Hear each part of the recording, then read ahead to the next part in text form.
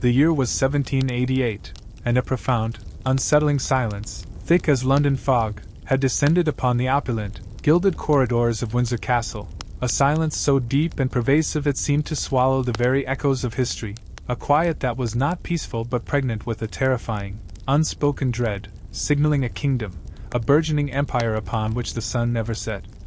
teetering precariously on the razor's edge of an abyss from which there might be no return.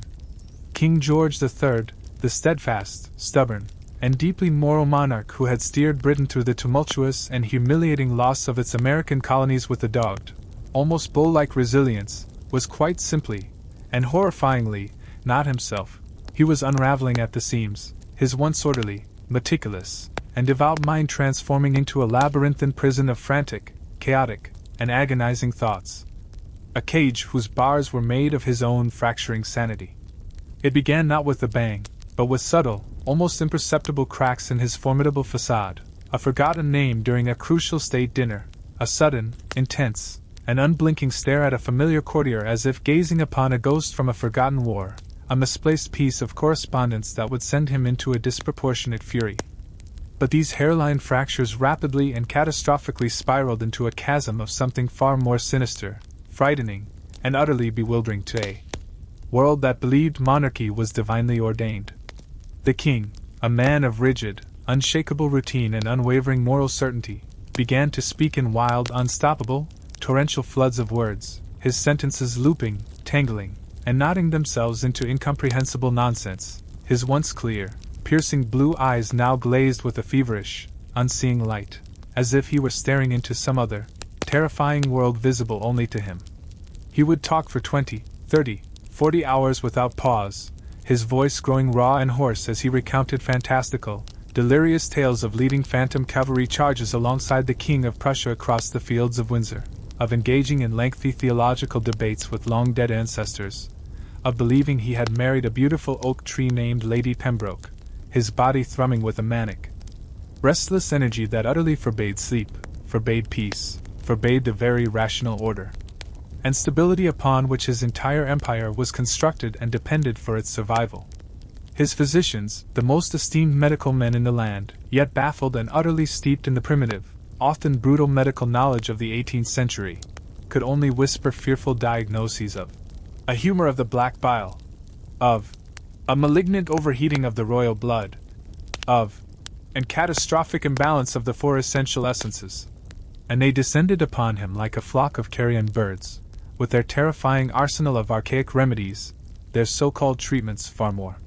torturous and cruel than any disease. They bled him copiously, pint after precious pint, weakening his already ravaged body until he was pale as parchment. They blistered his skin with agonizing, caustic poultices made of mustard and cantharides to draw out the evil humors, leaving his once strong legs a weeping, suppurating mess of agonizing sores. They forced his trembling, naked form into ice-cold baths for hours on end, shocking his fragile system into convulsions, and administered violent, gut-wrenching purgatives like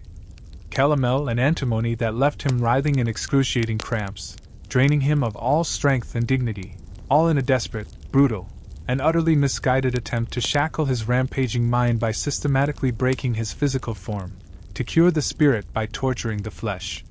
Yet, through the thick, suffocating fog of his unimaginable agony and mental chaos, the king's own true spirit, a faint, flickering candle flame of the decent, kind, and logical man he had always been, would sometimes briefly and heartbreakingly emerge, crying out in lucid moments of sheer frustration and physical pain. "I am nervous, I am not ill, but I am nervous. Why do you hurt me? For God's sake, let me rest." Yet his desperate, pleading words were dismissed as just more mad rambling, more evidence of the very disease they were brutally failing to cure, by the very men sworn by oath to heal him.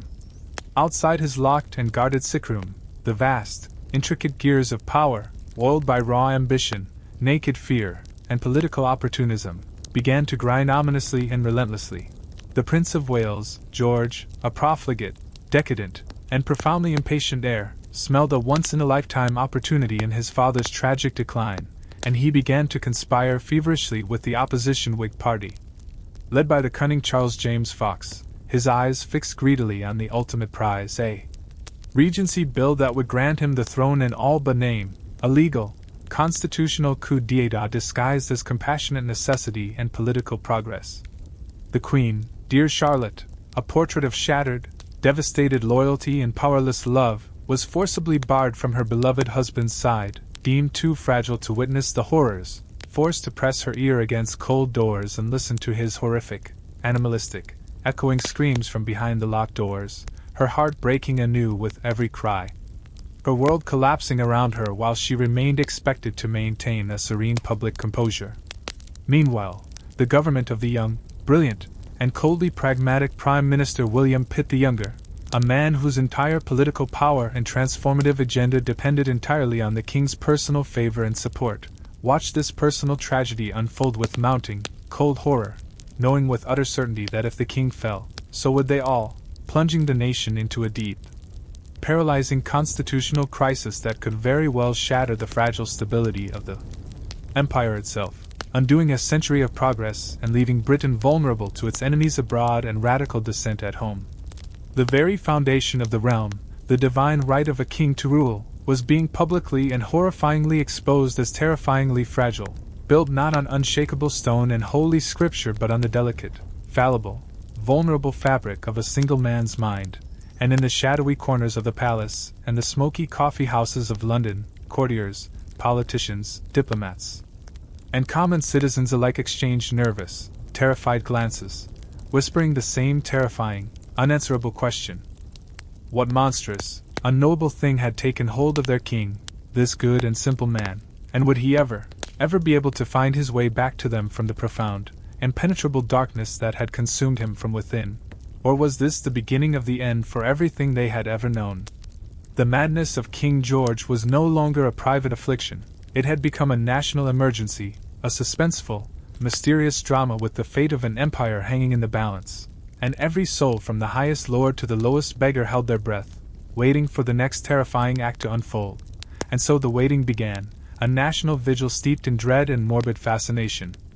A collective holding of breath that stretched from the gilded cages of the aristocracy in their Mayfair mansions to the soot-stained, gin-soaked taverns of the Southwark slums, as every soul, regardless of station or creed, became an unwilling actor in this suspenseful, mysterious drama with the very fate of a global empire hanging in the precarious balance. And it was within this cauldron of anxiety that the political machinations, once subtle whispers in paneled libraries, erupted into a furious, public, and utterly ruthless battle for the soul of the nation, a battle fought not with muskets and cannon but with pamphlets, speeches, scandalous cartoons, and vicious gossip, all centered on the agonizing question emanating from the sealed royal apartments. Was the king's mind truly broken beyond all repair, or did a sliver of hope, a chance of recovery, still flicker in the tortured darkness behind his feverish eyes?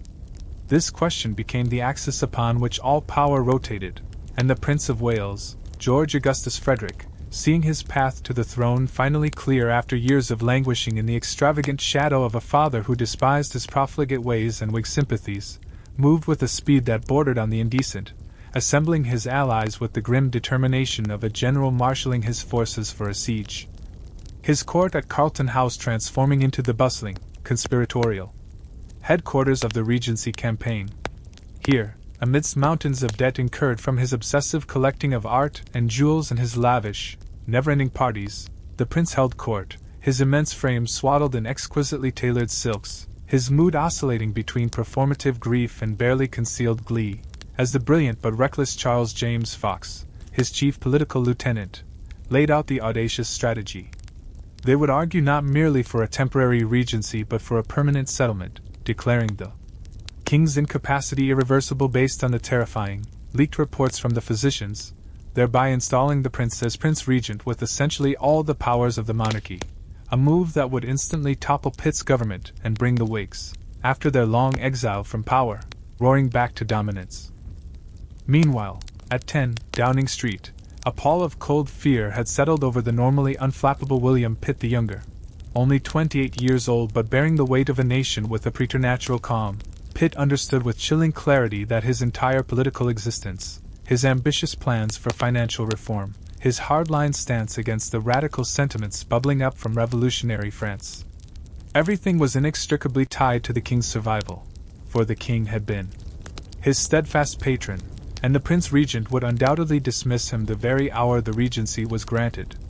Thus, Pitt's strategy was one of delay, of obfuscation, of demanding irrefutable, time-consuming proof of permanent insanity, of insisting on the establishment of a regency council to dilute the prince's power, all while publicly maintaining a facade of solemn concern for the monarch's health and a steadfast commitment to the Constitution, all the while buying precious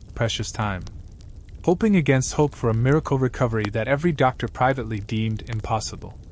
The battle lines were drawn, and the war was waged in the House of Commons, where debates raged for days on end, speeches dripping with venomous insinuation and lofty constitutional principle, while outside the press, newly liberated and ravenous for scandal, fanned the flames of public hysteria. Cartoonists like the savage James Gilray depicted the king as a babbling, stock-round lunatic strapped to a restraining chair, while the prince was caricatured as a gluttonous, uncaring heir, eagerly measuring the royal curtains for his new home, and pamphlets, printed by the thousands, offered salacious, often fabricated details of the king's condition, from his alleged attempts to shake hands with a tree he believed to be the King of Prussia to his frantic, incoherent sermons delivered to an audience of horrified footmen. This torrent of information and misinformation turned the king's personal tragedy into a grotesque public spectacle, a daily source of morbid entertainment and fearful speculation, and it reached a fever pitch when the politicians, in a move without precedent, demanded to see the physicians' daily bulletins and even summoned the doctors themselves to give testimony before Parliament, dragging the sacred mystery of the royal body into the brutal, unforgiving arena of public scrutiny.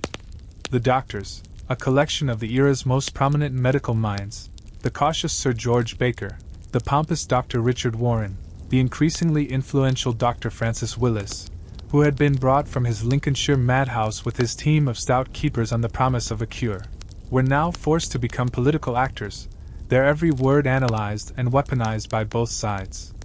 Their examinations of the king became not just medical procedures but acts of high political theater, with Pitt's men and Fox's men hanging on their every mumbled diagnosis, searching for any phrase, any hint of improvement or decline that could be seized upon to advance their cause. Dr. Warren, suspected of Whig sympathies and of secretly advising the prince, consistently painted the bleakest picture, speaking of a total alienation of mind and little ground for hope, his pronouncements greeted with grim satisfaction by the Carlton House set.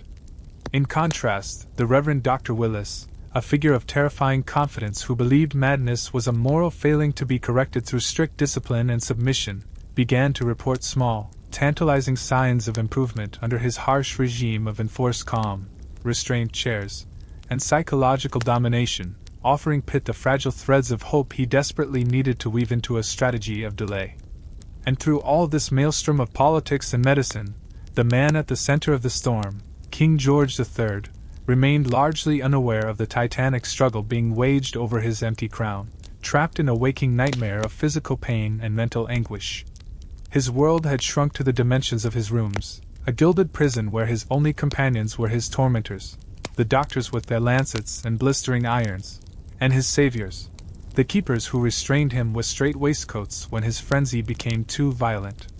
He would lapse into periods of profound, melancholic silence, staring blankly at the walls, before erupting again into fits of garrulous energy, speaking until foam gathered at the corners of his mouth, composing frantic, nonsensical letters on piles of parchment, addressing them to long-dead figures, his mind a shattered mirror reflecting broken fragments of his past, his coronation, his wife's face. Maps of battles lost, theological debates, the simple pleasure of a turn in the garden at Kew. All jumbled together in a cacophony of consciousness. He would beg for his wife, for his favorite son, Frederick, for the simple mercy of a knife to end his suffering, his lucid moments becoming increasingly tortured as he grasped the edges of his own catastrophe before being pulled back under by the delirium. The Queen, poor Charlotte, was a ghost in her own palace, her small, stout figure a symbol of profound grief, moving through the corridors with a handkerchief perpetually clutched in her hand, listening to the harrowing sounds of her husband's treatment, the thuds and cries that echoed through the floorboards, forbidden from offering him the comfort of her presence for fear it would overexcite him. Her authority usurped by the doctors and the politicians, her future and that of her 15 children entirely dependent on the outcome of a struggle she could only watch from the sidelines with a breaking heart. The suspense was absolute, a wire stretched to its snapping point across the entire nation. Would the king recover, validating Pitt's desperate gamble and preserving the established order? Or would his mind fracture completely, allowing the prince and his Whig allies to seize power and reshape the empire in their image? The answer lay hidden behind the feverish eyes of the mad king, in the dark labyrinth of his illness, and every passing day without a resolution drew the empire deeper into the unknown, making the madness of King George not just a personal tragedy or a political crisis, but the historical hinge upon which the destiny of the modern world would turn now creaked under an almost unbearable strain. Its movement dictated by the agonizingly slow and unpredictable rhythm of a single man's fractured consciousness, a rhythm that echoed through the halls of power with the force of a seismic shock, transforming the private torment behind the locked doors of Kew Palace, where the royal household had relocated in a desperate search for calm, into the most pressing and volatile public affair on the global stage, a macabre spectacle where the very tenets of constitutional monarchy, Enlightenment reason, and divine right were being tested in the cruelest of crucibles, and as the brutal winter of 1788 tightened its icy grip on London, freezing the Thames solid and burying the city in a pall of soot-streaked snow, the political and personal drama deepened into a philosophical chasm, forcing every individual from the highest peer to the lowliest printer's devil to confront terrifying questions about the nature of power, the fragility of the mind, and the limits of human compassion when stacked against the voracious appetite of the state. Inside the newly configured royal apartments at Kew, a grim routine of sanctioned torture and fleeting hope had been established, a daily battle for the king's mind waged between the two opposing medical philosophies now literally embodied by the rival doctors in attendance. On one side stood the established physicians of London, led by the pessimistic Dr. Richard Warren, who viewed the king's condition as a fundamentally humoral and likely permanent affliction to be managed through the traditional, brutal methods of relentless purging, bleeding, and blistering, a regimen designed to physically subdue the monarch into a state of passive exhaustion. Arrayed against them was the formidable figure of the Reverend Dr. Francis Willis, a man of 70 years whose past as a clergyman and superintendent of a private madhouse in Lincolnshire endowed him with an unshakable, almost fanatical conviction that madness was a moral and disciplinary failure, a rebellion of the will that could be broken through absolute submission enforced by a system of rewards, punishments, and psychological domination, and he operated not with subtlety but with the blunt force of a jailer, supported by his own team of stout, impassive attendants who were referred to not as nurses but as keepers. This clash of methodologies turned the sickroom into a viciously contested battlefield, with Willis's men physically imposing their will, strapping the king into a specially designed restraining chair for hours on end, forcing him into a strait waistcoat when he became unruly, denying him light, conversation, or even a pen if he failed to comply with their demands for quiet, while the traditional physicians looked on in horror at what they deemed these uncouth and dangerous innovations, their own interventions continuing in a parallel cycle of agony. The king, trapped between these two warring camps of healers, became a pawn in his own treatment, his body a scarred and bleeding canvas upon which the medical ignorance of the age was being violently inscribed. He would endure the searing pain of a fresh, blistering plaster applied to his legs, only to then be forced into the oppressive silence of the restraining chair by Willis's keepers, his spirit oscillating between defiant, lucid rage, where he would eloquently argue the legality of his confinement, and abject, childlike despair, sobbing for mercy and for the company of his wife and daughters. Yet, amidst this relentless torment, tiny, fragile tendrils of improvement, so fervently seized upon by Pitt and his supporters, began to tentatively show themselves, not due to the violent treatments, but perhaps in spite of them. There would be a coherent sentence uttered amidst the torrent of nonsense, a moment of quiet recognition when he correctly named an old servant, a period of sustained sleep that lasted more than an hour, and it was these microscopic signs that Reverend Willis, with the shrewdness of a seasoned propagandist, would magnify and report directly to the Prime Minister, providing the ammunition Pitt needed to stall the relentless Whig advance in Parliament. Outside the palace walls, the political war escalated to a fever pitch, becoming a duel of procedural genius between the titans Pitt and Fox. Pitt, the master of delay, orchestrated a masterpiece of political obstruction, insisting on the formation of a committee to examine all historical precedents of regency, a process he knew would consume weeks, if not months, of precious time, all while publicly expressing his unwavering faith in the king's eventual recovery, a faith bolstered by Willis's cautiously optimistic reports. Charles James Fox, recovering from his own political misstep of initially declaring the Prince of Wales's absolute right to the regency, fought back with ferocious eloquence, arguing that the nation could not be left leaderless, a ship adrift without a captain, while a comatose monarch languished in seclusion. He and his allies painted Pitt as a power-hungry minister clinging to office by exploiting the king's illness, willing to risk national ruin for his own political survival. The debates in the Commons grew longer, more acrimonious, and more personal, stretching through the night as the snow fell silently on the city, the gaslights within the chamber burning until dawn while MPs, haggard and red-eyed, hurled accusations of treason and tyranny across the floor. This political stalemate was reflected and amplified in the public sphere, where the battle for the hearts and minds of the British people was fought in the vibrant, vicious, and unregulated world of the press. The daily published bulletins on the king's health became the most scrutinized texts in the kingdom, their vague, euphemistic language. His Majesty had a restful night, or the king was agitated this afternoon, decoded and debated in coffee houses, taverns, and market squares as if they contained secret state intelligence. Satirical prints reached new heights of savage ingenuity. One famous cartoon depicted Pitt and Fox as two monstrous quack doctors, one bleeding the king while the other purged him, as the British lion wept in the corner. Pamphleteers, funded by shadowy interests from both sides, churned out a relentless stream of propaganda, some portraying the king as a saintly figure undergoing a divine trial, while others insidiously spread the rumor that his madness was a divine punishment for the loss of America, or even a venereal disease contracted in his youth. This constant, deafening noise turned the populace into a churning sea of opinion, with public prayers held for the king's recovery in churches across the country, while simultaneously, bets were being laid in London clubs on the exact date the regency would be declared. The entire nation, from the highest to the lowest, was holding its breath, waiting for a sign, a resolution, a collapse. And at the center of this hurricane of hope and fear, utterly isolated from the storms he had unleashed, King George III continued his agonizing journey through the wilderness of his own mind, his humanity flickering like a candle in the drafty corridors of Kew Palace, a solitary figure fighting a battle that was at once deeply, intimately personal and monumentally, historically imperial. His every moment of coherence a victory not just for his physicians, but for the very idea of stability.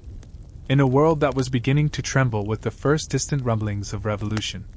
the madness of the king had become more than an illness. It was a national obsession, a constitutional earthquake, and a dark mystery whose solution would determine the fate of empires.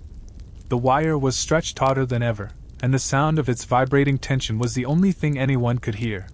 The vibrating tension of the wire stretched across the nation became a deafening hum, a pervasive frequency of anxiety that resonated in the very stones of Parliament, the hushed corridors of Kew, and the frozen, cobbled streets of the capital. A collective nervous energy seeking release in either glorious redemption or catastrophic rupture, and it was in this atmosphere of unbearable suspense that the fragile, flickering candle of the king's consciousness began, against all odds and medical expectation, to burn a little more steadily, not in a sudden, miraculous convalescence, but in a painstaking, halting, and often reversible process of return, a journey back from the abyss that was as fraught with psychological peril as the madness itself had been. This gradual recalibration of a shattered mind was not a peaceful dawning but a brutal negotiation, a daily war of attrition fought inch by agonizing inch within the confines of the king's specially modified rooms at Kew, where Dr. Francis Willis, with the unshakable conviction of a zealot, employed his regime of coercive discipline not merely as punishment but as a perverse form of communication, a language of dominance and submission through which he sought to rebuild the crumbled architecture of the king's reason. The restraining chair, the strait waistcoat, the denial of light and company, these were not just instruments of control but Willis's vocabulary, used to punish incorrect or frenzied thoughts and reward moments of lucidity with small kindnesses, a brief walk on the terrace, the presence of a favored equerry, a plain meal eaten with a knife and fork. The king, in his moments of clarity, fought this treatment with every fiber of his being, his sovereign dignity revolting against the indignities he suffered. He argued with a lawyer's precision about the illegality of his confinement, he pleaded with the raw emotion of a husband and father for news of his family, and he sometimes erupted into terrifying rages, his strength heightened by his frenzy, requiring multiple keepers to subdue him, during which he would scream prophecies and curses that chilled the blood of all who heard them. Yet, slowly, imperceptibly at first, the balance of power in the sickroom began to shift.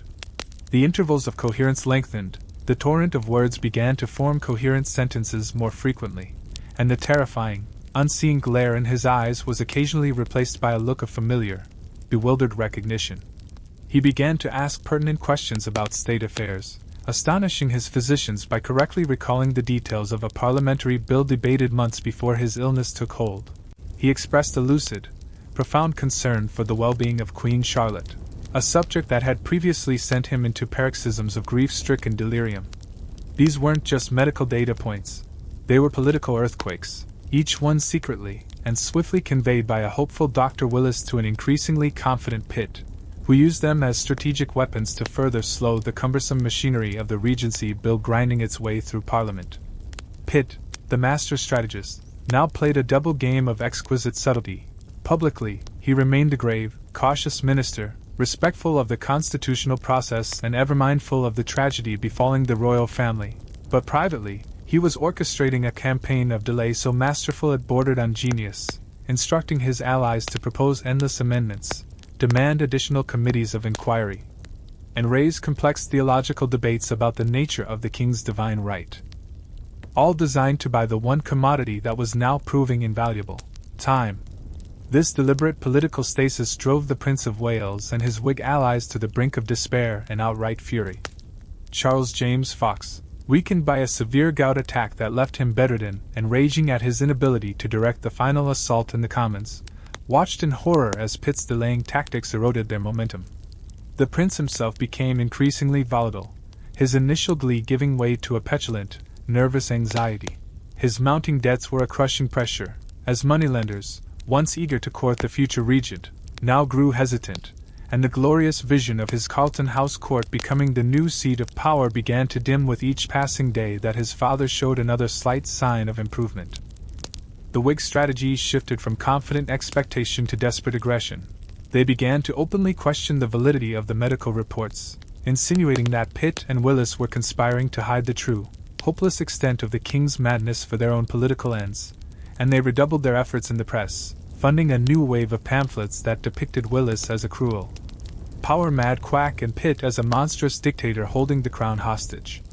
This propaganda war reached its vile zenith when anonymous leaflets, widely believed to be sponsored by the Carlton House set, were circulated alleging that the king's illness was not madness at all but a contagious and shameful venereal disease, a final, vicious attempt to poison the public's well of sympathy and shatter the image of the king as a virtuous family man. Yet, remarkably, this smear campaign backfired spectacularly. The British public, after months of consuming a diet of scandal and speculation, underwent a profound shift in sentiment. The sight of their monarch, a man known for his simple tastes and domestic devotion, being subjected to such vicious character assassination, coupled with the increasingly positive, if guarded, reports from Kew, stirred a massive wave of popular support for the king. Prayers for his recovery were said in churches across the nation with renewed fervor. Loyal addresses flooded in from counties and towns. Crowds began to gather outside Kew Palace not as gawkers but as well-wishers, their silence a mark of respect. This great swell of public emotion became a tangible political force, strengthening Pitt's hand immeasurably and putting the Prince of Wales and Fox on the wrong side of the national mood, making them appear not as compassionate saviors of the state but as greedy, opportunistic vultures circling a dying man who was, against all odds, fighting his way back to life. The universe itself seemed to hold its breath during the final days of February 1789. The Regency Bill, after weeks of torturous debate, had finally passed through the Commons, and was making its way to the House of Lords for its final reading. The Prince had already commissioned new royal liveries and was discreetly interviewing candidates for his new government. The endgame seemed at hand. But at Kew, a different drama was reaching its climax. Dr. Willis, sensing a critical juncture, made a monumental gamble. He allowed Queen Charlotte, for the first time in months, a carefully supervised visit with her husband. The meeting was fraught with danger. Would the shock of seeing his wife plunge the king back into madness? The Queen, her heart pounding, entered the room. What followed was not a dramatic collapse, but a moment of heartbreaking, sublime normality. The king, looking old and frail but clear-eyed, recognized her instantly. He did not rant or rave. He took her hand, called her by name, and wept, not the frantic tears of delirium, but the quiet, profound tears of a man returning from a long, terrible journey and finding his home still there. He asked after his daughters, expressed concern about the state of the nation, and spoke with a gentle, weary coherence that left the attending physicians, even the cynical Warren, utterly stunned. The news of this meeting, carefully controlled and leaked by Pitt's allies, exploded through London like a thunderclap. The king was healing. The miracle, so long hoped for and so often doubted, was truly happening. The wire of national tension, stretched to its absolute limit, did not snap. Instead, it began to vibrate with a new, incredible frequency, the frequency of hope. The lords, now aware of the seismic shift, began to hesitate. Pitt, with the momentum of a winning general, prepared his final, masterstroke. The destiny of the empire, which had for 5 agonizing months hung upon the frayed thread of one man's sanity, now began to swing decisively, irrevocably, back towards the light, leaving the Prince of Wales and his ambitions stranded in the shadows, a party of heirs apparent to a throne that was, astonishingly, no longer vacant. The madness was receding, but the reckoning for all the madness had revealed began not with a single, dramatic event, but as a slow, inexorable, and deeply psychological tide turning within the walls of Kew Palace, a process of restoration that was as complex and fragile as the human mind itself, a journey back to sovereignty that would forever be marred by the searing memory of its loss. And this profound shift in the king's condition sent seismic ripples through the political landscape, instantly transforming the strategic calculus of every player in the drama and rendering the meticulously constructed plans of the Prince of Wales and his Whig allies not merely obsolete, but politically perilous, a dangerous monument to their own ambition built upon the shifting sands of a recovering monarch's will. The carefully supervised, heartbreakingly normal reunion between King George and Queen Charlotte was not merely a private emotional milestone. It was a political atom bomb, its shockwave radiating out from the royal apartments with devastating speed and force, instantly vaporizing the foundational argument of the Regency crisis, that the king's incapacity was permanent and irreversible. William Pitt, the master of political timing, who had for months played a desperate defensive game with the patience of a grandmaster, now seized this transformative moment to launch a breathtaking offensive, shifting from delay to decisive action with a speed that left his opponents reeling. The news of the king's lucid interaction was not simply announced. It was stage-managed, curated, and disseminated by Pitt and his allies with the precision of a modern propaganda campaign, ensuring that every member of Parliament, every influential figure in London society, and every newspaper editor understood the monumental significance of what had transpired. The legitimate, divinely anointed king was returning to himself, and the entire edifice of the Regency, which had seemed so imminent, was now revealed as a grotesque and premature seizure of power that bordered on treason. Inside the palace, the atmosphere underwent a radical transformation. Where once there had been the grim silence of a hospice or the frantic energy of an asylum, there now settled a cautious, watchful hope. Dr. Francis Willis, his methods vindicated in the most public way imaginable, saw his authority within the medical hierarchy become absolute, and he began to gradually relax his harsh disciplinary regime, understanding that the king's returning reason needed to be nurtured and encouraged, not broken and subdued. The restraining chair was used less frequently, the strait waistcoat was stored away, and the king was granted more privileges, longer walks in the gardens of Kew, supervised by his keepers but with the fresh air seeming to act as a balm to his agitated spirit. The company of his daughters, the Princesses Royal, Augusta, and Elizabeth, whose gentle, familiar presence provided a powerful anchor to his reality, and even, momentously, the ability to read newspapers and correspondence again. allowing him to slowly piece together the terrifying fragments of the 5 months he had lost to the darkness. This process of reconnection with the world was itself a kind of therapy, but it was also fraught with peril, as the king, with his mind clearing, began to comprehend the full, horrifying extent of what had happened to him, the humiliating treatments, the loss of control, the political chaos his illness had spawned, and most painfully, the blatant disloyalty of his eldest son. The dawning of this knowledge brought not a relapse into madness, but a deep, simmering, and profoundly righteous anger, a cold fury that would become the bedrock of his restored reign. He demanded detailed accounts of the parliamentary debates, his once photographic memory slowly reassembling the timeline of the Regency crisis, and with each new revelation of the prince's eager collaboration with Charles James Fox and the Whigs to supplant him, his jaw would set a little tighter, his eyes would harden, and his determination to reassert his authority solidified into an unshakable resolve. This royal anger was Pitt's most powerful weapon. The Prime Minister, now operating with the confidence of a man whose gamble had paid off 1,000-fold, expertly channeled the king's indignation into the political arena. The Regency Bill, which had been slowly snaking its way through the House of Lords, was suddenly confronted with a wall of newfound resistance. Peers who had been cautiously supportive, now sensing the wind blowing powerfully in Pitt's and the king's favor, began to withdraw their backing, proposing new amendments and delays that mirrored Pitt's own earlier tactics, but now from a position of strength rather than weakness. The Prince of Wales and Fox watched their dream crumble before their eyes in a matter of days. Carlton House, once the vibrant epicenter of a future court, became a mausoleum of deflated ambition. The prince descended into a profound funk of self-pity and rage, bitterly complaining of his ill fortune and what he saw as his father's malicious recovery just to spite him, his financial woes now sharper than ever as the promised funds of a regency vanished into thin air. Charles James Fox, still plagued by gout and political despair, saw his lifelong ambition to lead a government evaporate for what he must have feared would be the final time, his party left exposed and vulnerable, having bet everything on the king's permanent incapacity, and lost spectacularly. The public mood, which had been steadily turning in the king's favor, now became a tidal wave of jubilant celebration. The same crowds that had once gathered for morbid curiosity now thronged the streets in spontaneous festivals of loyalty. Illuminations, the placing of candles in windows, were organized across London and in major cities, a dazzling public display of support for the king's recovery that utterly dwarfed the half-hearted efforts of the Carlton House set. The narrative was now set in stone. The good, humble king had endured a terrible trial and, with God's help, had overcome it, while his profligate son and his radical friends had been caught trying to steal his crown.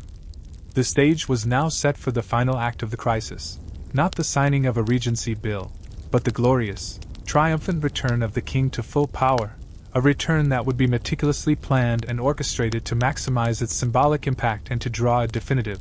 unerasable line between the darkness of the interregnum and the restored light of his reign. The political reckoning was swift and brutal. Pitt's position was secured for a generation, his power and prestige reaching unimaginable heights, while the Whig party was left shattered, discredited, and bitterly divided, its leadership seen as opportunistic and disloyal. But the deepest, most personal reckoning was reserved for the royal family itself. The relationship between King George and the Prince of Wales was now irreparably broken, transformed from one of paternal disappointment into one of deep, enduring, and mutual hatred. The king could never forgive the betrayal, the eagerness with which his son had prepared to dance on his political grave. The prince, in turn, could never forgive his father for recovering, for denying him his destiny, and for exposing him to public ridicule and condemnation. This bitter familial schism would poison the House of Hanover for decades to come, ensuring that the madness of 1788 was not an endpoint, but a bloody genesis for future conflicts and sorrows. The wire of national tension, which had hummed for so long, finally fell silent, but in its place now stood a new, more complex reality, a king restored in body, but forever scarred in spirit, a nation saved from a constitutional crisis, but shown the terrifying fragility of its system of government, and an empire that had held its breath for 5 months, now exhaling in collective relief. But forever changed by the intimate, horrifying, and ultimately triumphant spectacle of its monarchs. madness, and his hard-fought return from the abyss. The darkness had receded, but its shadow would linger for a lifetime. The permanent resident in the court of King George III was not a specter of the past, but a living, breathing, and meticulously managed reality, a shadow that lengthened and shortened with the rhythms of his recovered life but never truly vanished, casting a complex and perpetual twilight over the remainder of his reign. A period that would be defined not by the absence of his affliction but by the colossal, empire-altering effort to contain, manage, and hide its terrifying potential for return, an effort that transformed the British monarchy from an institution of overt power into one of stoic, symbolic endurance, and set in motion geopolitical forces that would ultimately forge a new, dominant global empire from the fears and lessons of the king's vulnerability. The glorious, orchestrated return to public life, culminating in a triumphant procession to St. Paul's Cathedral for a solemn Thanksgiving service in April 1789, was a masterpiece of political theater engineered by Pitt, a spectacle designed to project an image of divine restoration and unshakable stability. But behind the cheering crowds, the pealing bells, and the king's own genuinely moved tears of gratitude, lay a new, unspoken architecture of control, a web of protocols and precautions so intricate and far-reaching that it would subtly dictate British foreign and domestic policy for the next quarter century. The king himself was both the beneficiary and the primary prisoner of this new system. Restored to his full constitutional powers, he nevertheless existed within a bubble of constant, discreet surveillance. His every mood, every late night, every moment of agitation or unusual excitement noted and logged by a newly appointed keeper of the royal sanity. A role unofficially but effectively filled by a rotating committee of trusted physicians and courtiers who reported directly to the Queen and to Pitt. His diet, his schedule, his engagements were all carefully calibrated to minimize stress and overstimulation, the very passions that had once fueled his robust leadership now seen as dangerous sparks that must be dampened. This managerial approach extended to the highest levels of government. Pitt, having come within a hair's breadth of losing everything, became obsessively dedicated to preserving the king's tranquility, effectively filtering the information that reached him, shielding him from unnecessary political battles, and ensuring that the machinery of state ran with a smooth, quiet efficiency that would not disturb the delicate equilibrium of the royal mind. This paternalistic governance, while effective in maintaining stability, had profound consequences. It centralized power in the hands of Pitt and his inner circle for over 2 decades, creating a conservative, inflexible political establishment resistant to the reformist impulses stirring across Europe, and it meant that the king's once personal and interventionist style of rule was replaced by a more detached, ceremonial monarchy, a subtle shift that would redefine the role of the sovereign for centuries to come. The great, unspoken fear, the recurrence of the madness, became the silent, guiding principle of the British state, a fear that was violently realized not once, but several times in the years that followed, each episode, in 1801 and 1804 and finally a devastating, permanent descent into blindness and insanity in 1810, a terrifying echo of the first great crisis. Each one managed with a little more secrecy, a little more efficiency, and a little more despair, each one further isolating the king in a world of shadows and pain, and each one tightening Pitt's authoritarian grip on the nation as it faced the existential threat of Napoleonic France. For the madness of King George III did not happen in a vacuum. It coincided with the single most transformative and violent period in modern European history, the French Revolution and the subsequent Napoleonic Wars, and the British response to this continental conflagration was deeply, inextricably shaped by the trauma of 1788. The specter of revolution, of the mob tearing down the established order, was not an abstract concept in Britain. They had seen their own king torn down from within, by his own body, and the terrifying chaos that had ensued was a preview of what political collapse might look like. This made the British ruling class, with Pitt as its stern embodiment, utterly determined to resist the revolutionary ideology emanating from France at any cost, to become the anchor of the old order, the bulwark against the chaos that they had experienced so intimately. The king's personal illness became metaphorically intertwined with the illness of the continent. His recovery and struggle for stability mirrored Britain's own struggle for survival and eventual victory. The immense financial cost of the wars, the suspension of certain liberties, the ruthless suppression of domestic radicalism, All were justified under the imperative of maintaining order against the chaos that was both external, France, and internal, the ever-present threat of the king's madness returning and plunging the nation back into a regency crisis amidst a world war.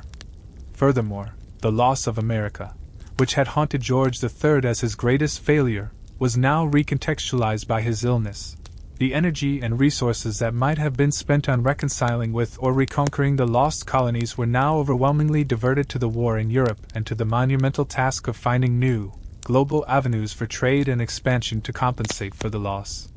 This desperate search for economic security and strategic advantage, driven by a nation led by a man perpetually anxious about its stability, led to an aggressive, relentless focus on imperial expansion elsewhere. The foundations of the Second British Empire, an empire not of American settlements but of Asian conquest and African trade, were laid in this period of compensatory ambition. The campaign against Napoleon, therefore, was not just a political or military struggle. It was a psychological necessity for a nation proving its resilience. The victory at Waterloo in 1815 was thus a triumph over more than just the French emperor. It was a symbolic exorcism of the demons of instability that had plagued Britain since 1788.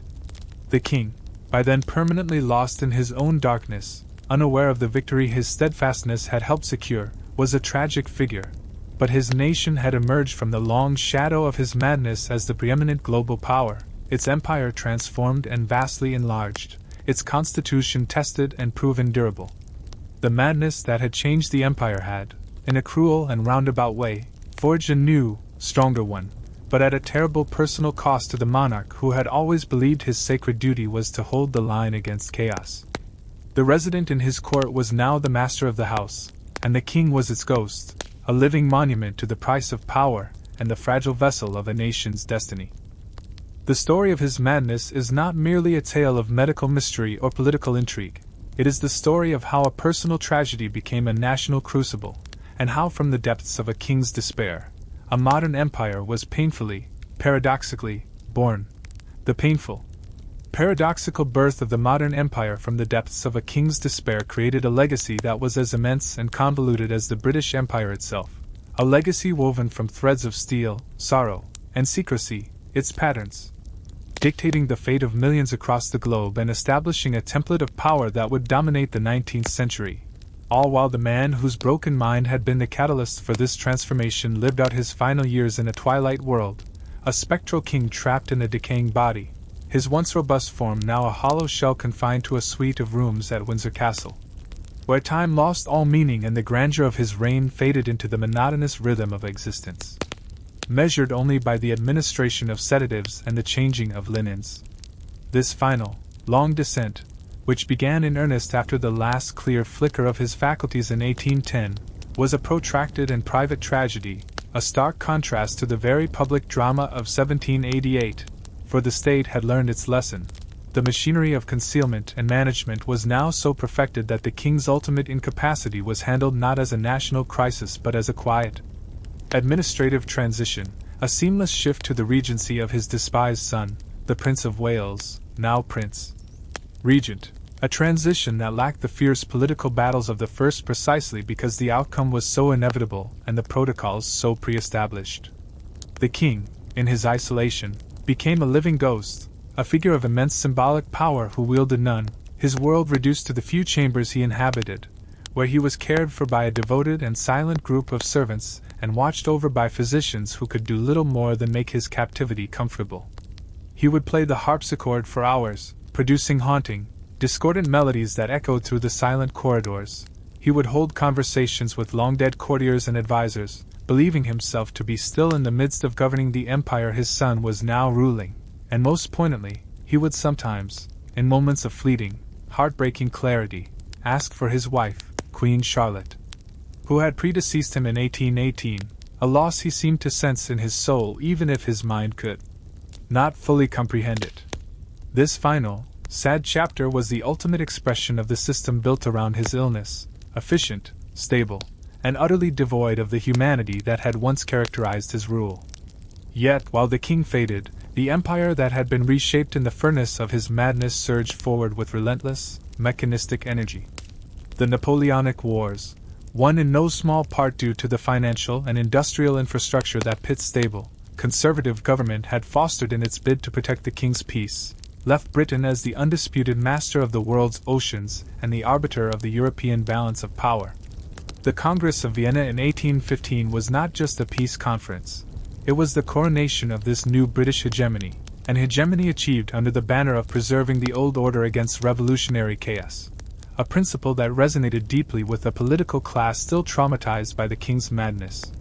This victory, however, created a paradox. Britain was now a global superpower with a reactionary, conservative heart, led by a profligate regent and a political establishment terrified of change, governing an empire that was expanding at a dizzying rate due to the very forces of industry, commerce, and globalization that were inherently revolutionary. This tension between conservative stability and explosive expansion defined the Regency and the subsequent reign of George IV. The drive for new markets and resources, intensified by the need to secure economic independence from a volatile Europe, accelerated the colonization of India, pushing the British East India Company from a trading concern into a territorial empire, with all the brutal conquest and administration that entailed. The search for new naval bases and trade routes fueled exploration and settlement in Australia and southern Africa, often with devastating consequences for indigenous populations. The Industrial Revolution, which provided the material means for this expansion, also created massive social dislocation and unrest at home, unrest at a government still operating under the shadow of the French Revolution, and the king's madness was quick to suppress with severe measures like the Peterloo Massacre of 1819. Seeing in every demand for reform the specter of the chaos they had worked so hard to contain.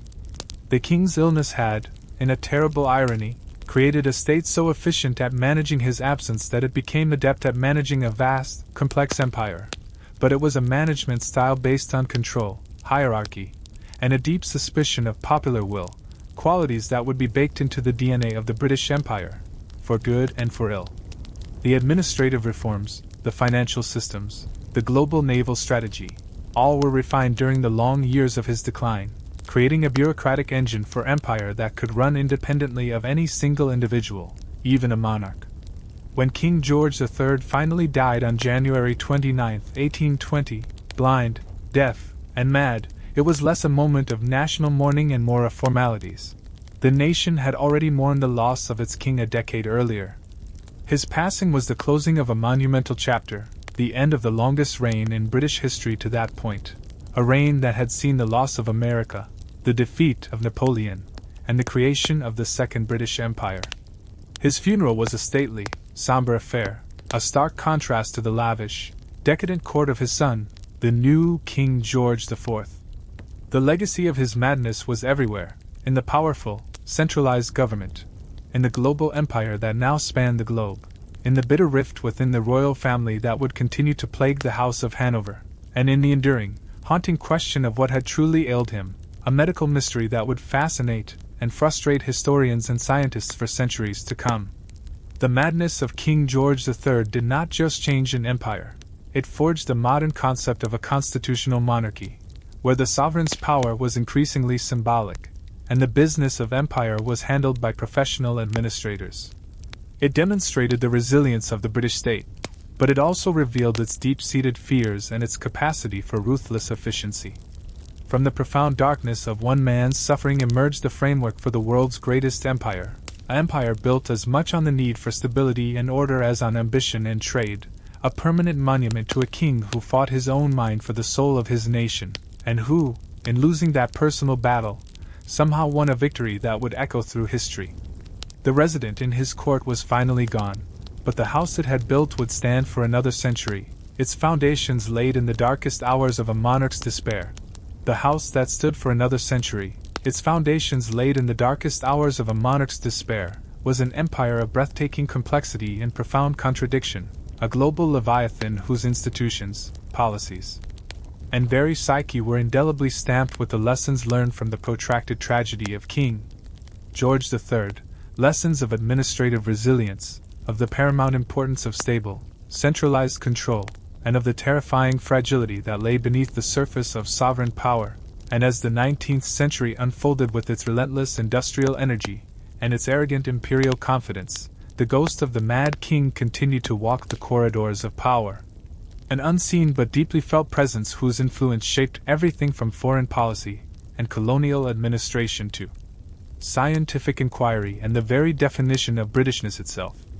The bureaucratic machinery that had been perfected to govern in the absence of a lucid monarch now became the engine of global dominion, a cold, efficient, and seemingly incorruptible administrative state that could project power across continents with a methodical precision that was the direct antithesis of the king's chaotic illness.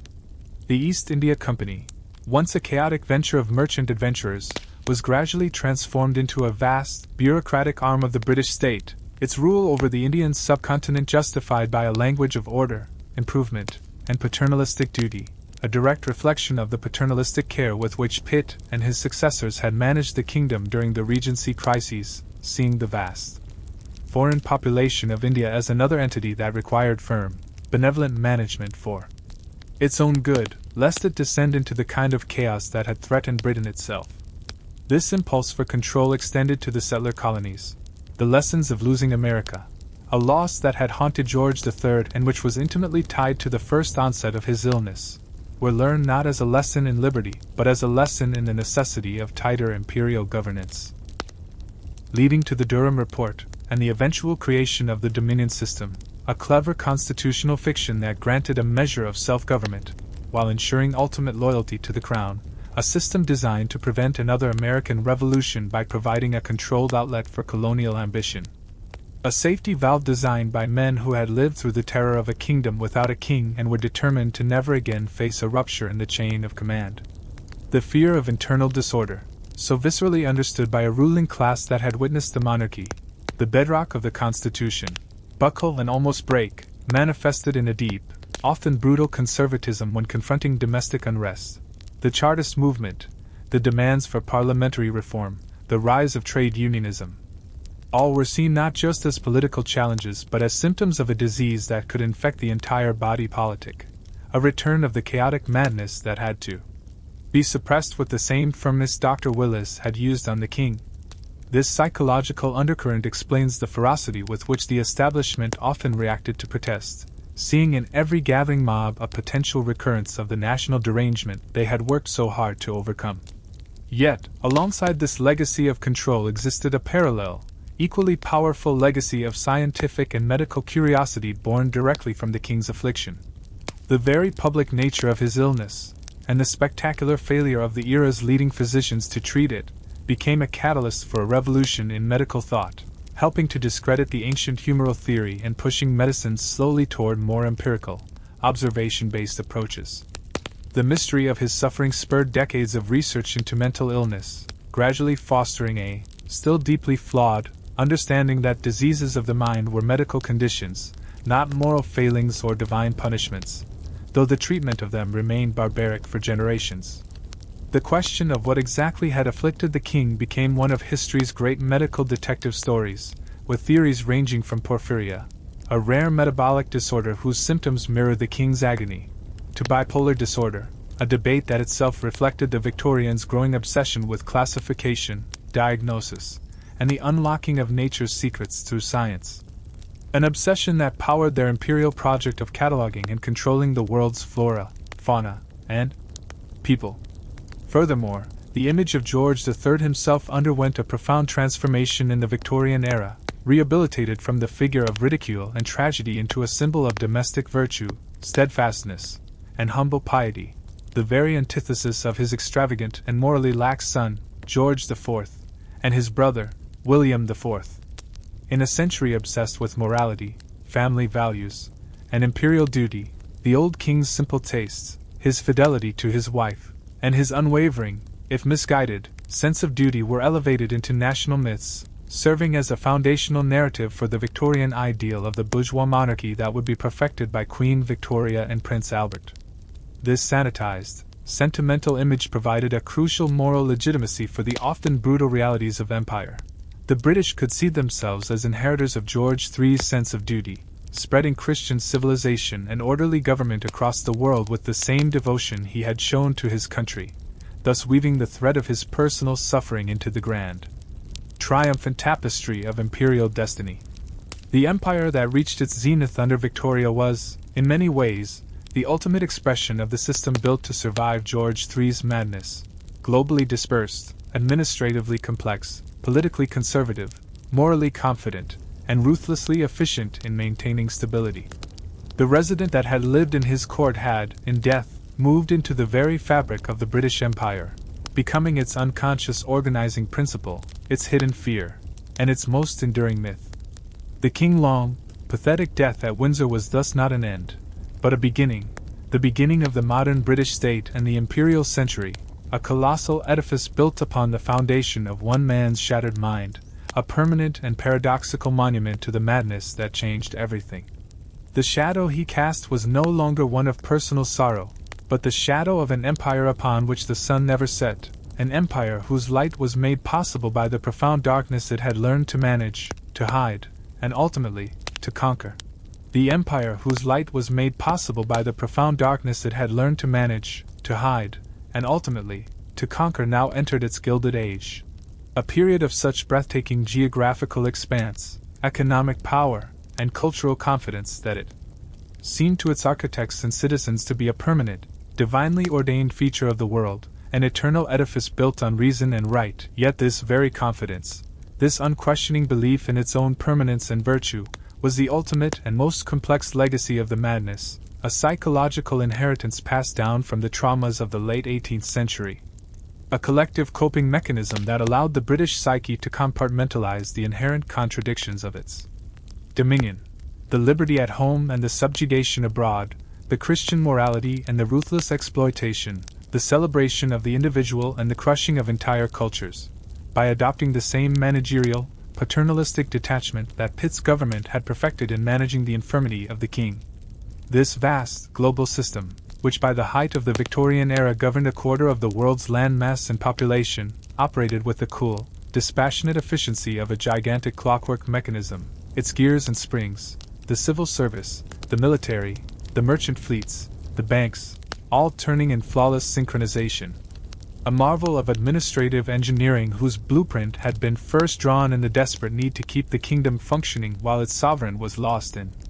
delirium, and this system, for all its brilliance, possessed a fundamental flaw inherited from its origin. It was designed for stability and control, not for empathy or adaptability, and it viewed any manifestation of chaos, any dissent, any deviation from its imposed order, whether in the starving villages of Ireland, the rebellious cantons of India, or the restive mining towns of Wales, not as a grievance to be understood but as a symptom of a disease to be suppressed, a potential recurrence of the national madness that threatened the entire organism. The figure of George III, long dead and buried, was thus resurrected and transformed into the moral cornerstone of this imperial project. Victorian historians, poets, and painters meticulously scrubbed the more distressing and chaotic elements of his reign from the public memory, refining him into a pure symbol of humble, bourgeois virtue, a devoted family man and a steadfast guardian of his nation's interests. A narrative that provided a crucial, and desperately needed, moral sheen for the often brutal realities of colonial expansion. This sanitized version of the king served as the perfect patron saint for an empire that saw itself as performing a civilizing mission, a benevolent, fatherly force, much like the good king, guiding its childlike subjects across the globe toward progress and enlightenment, a justification that allowed countless administrators, soldiers, and merchants to sleep soundly at night despite the often devastating impact of their policies on indigenous populations.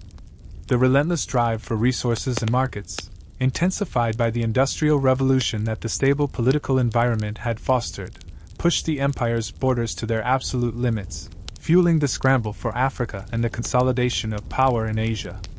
Actions always framed within the context of maintaining a global order and preventing the kind of volatile power vacuums that could lead to generalized war and chaos.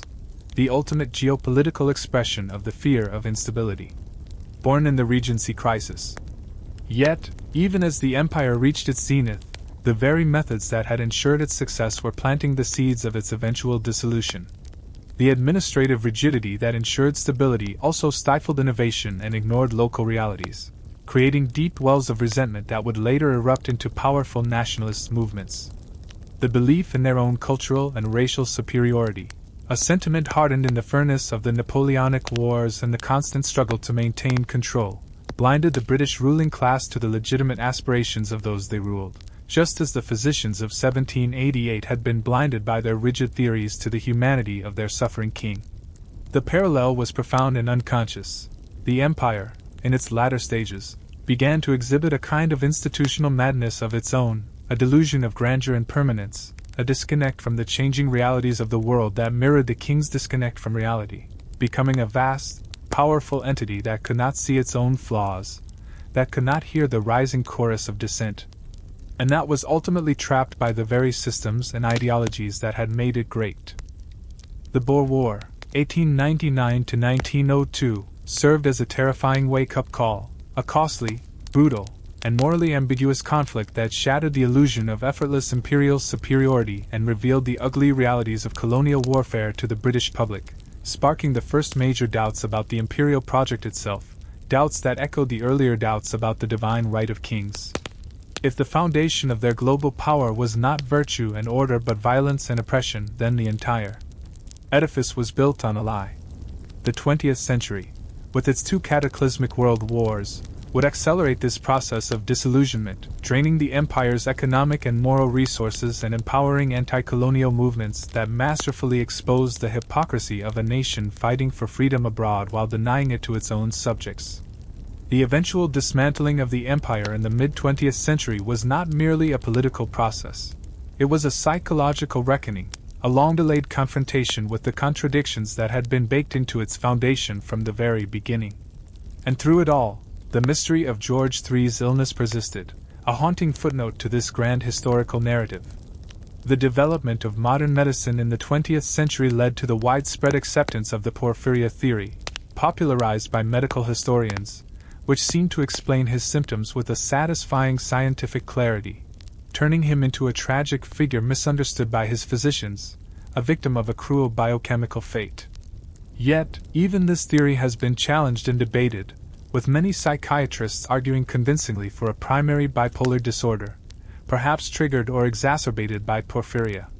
This ongoing medical debate is itself a metaphor for the larger historical legacy, a continuous attempt to diagnose, to understand, to categorize, and to make rational sense of a period of profound irrationality that changed the world. The madness of King George III, therefore, did not end with his death or even with the end of the empire he inadvertently helped to forge. It entered the historical bloodstream, becoming a permanent part of the West's understanding of power, vulnerability, and the fine line between order and oppression. It serves as an eternal reminder that the grand narratives of history, the rise of empires, the forging of nations, are often propelled by the most intimate and human of tragedies, and that the structures we build to protect ourselves from chaos can, in their success, become the very cages that confine our humanity. The light of the British Empire, for all its brilliance, was indeed cast by a darkness and never fully escaped, a darkness that began in the tortured mind of a king who longed only for a simple life but whose suffering inadvertently blueprinted the modern world. The resident was gone, the house it built has largely been dismantled, but the shadow it casts stretches into our present, the permanent part of our historical consciousness. This long, lingering shadow cast by the tortured mind of a monarch extends far beyond the dismantled geographical boundaries of the empire and into the very epistemological and cultural foundations of the modern world, forcing a perpetual re-examination of the nature of power, the perception of sanity, and the narratives we construct to explain the often chaotic and arbitrary course of human events, a legacy that is as much about the relentless pursuit of a diagnosis as it is about the geopolitical consequences of his reign, a pursuit that mirrors humanity's own struggle to find order and reason in the terrifying face of unreason. The 20th and 21st century's ongoing fascination with George III's illness, the medical detective work that has swung from the psychoanalytic to the biochemical and back again, is not merely academic. It is a profound expression of our need to retroactively impose a narrative of scientific progress and understanding onto a historical event that was, for its participants, a descent into incomprehensible horror, a way of taming the past's chaos by categorizing it, of replacing the supernatural dread of madness with the clinical order of a medical condition, thereby completing the work that his physicians could not. This diagnostic obsession reflects a broader cultural shift in how we view mental health, from a moral failing or a family shame to be hidden away, as it was for centuries after him, to a legitimate subject of public discourse, research, and empathy, a shift that began, in a small but significant way, with the very public nature of his suffering, which forced the entire nation to stare into the abyss of a shattered mind and acknowledge its terrifying reality.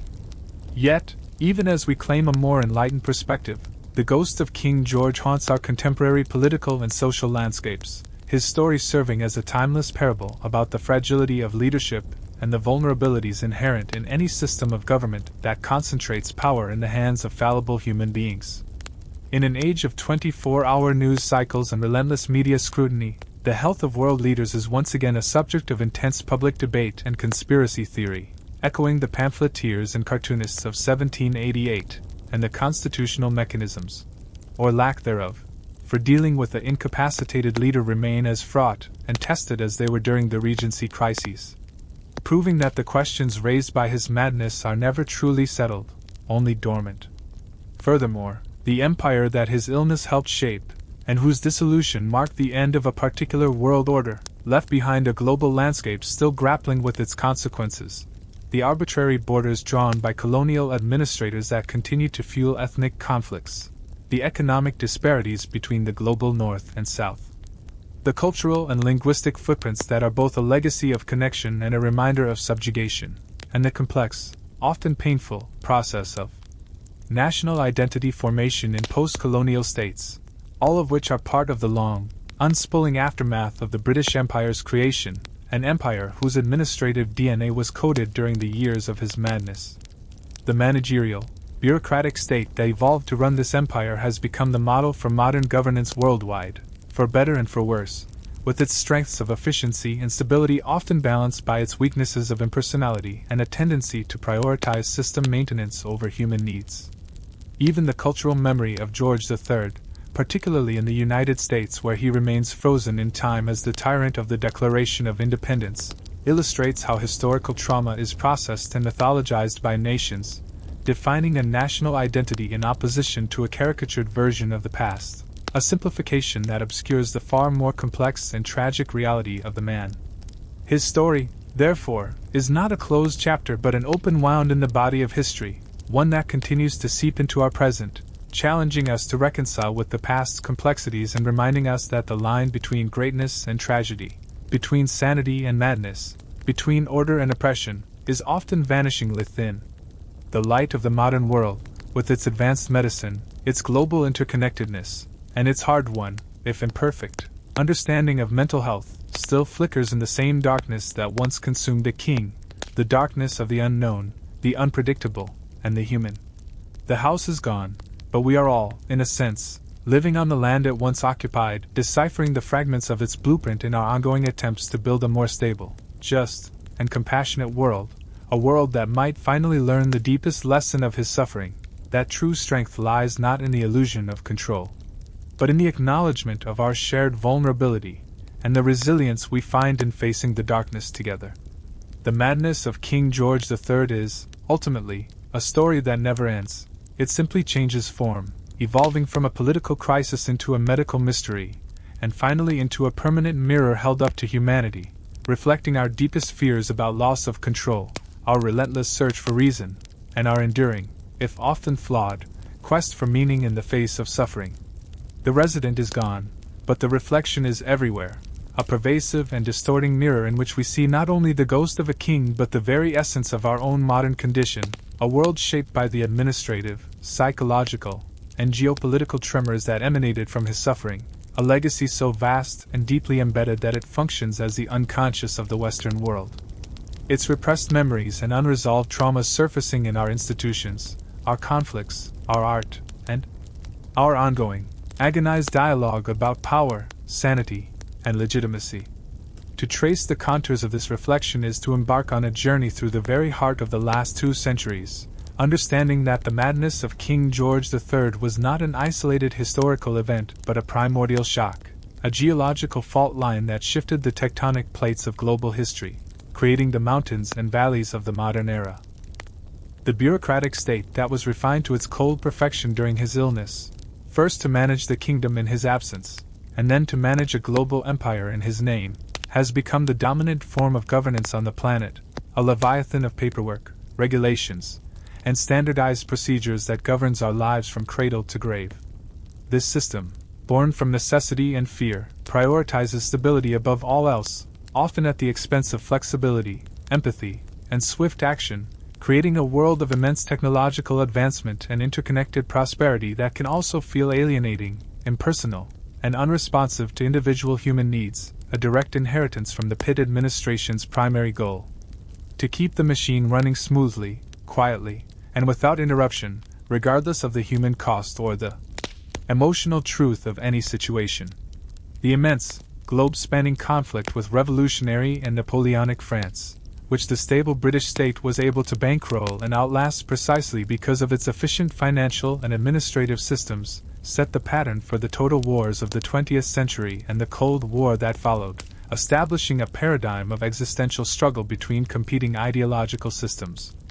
A paradigm of a conservative, status quo power defending order against a radical, revolutionary force seeking to overturn it.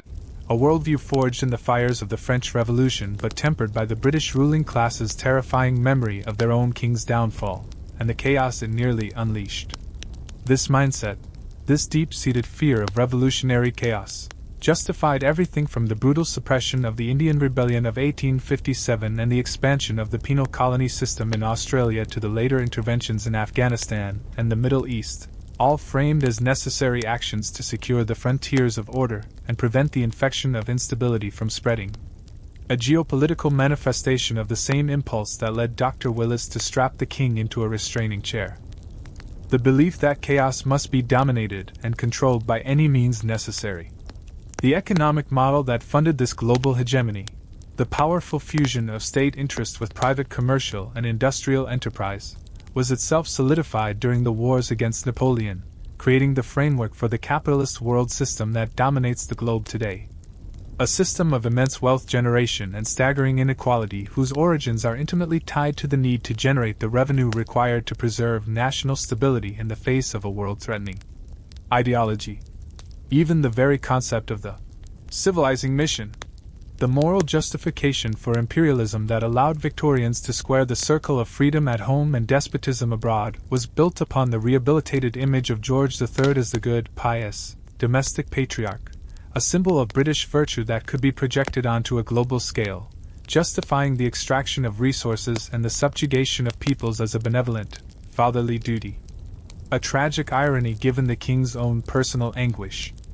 and his well-documented aversion to the arrogance and corruption he saw in the earlier years of colonial rule.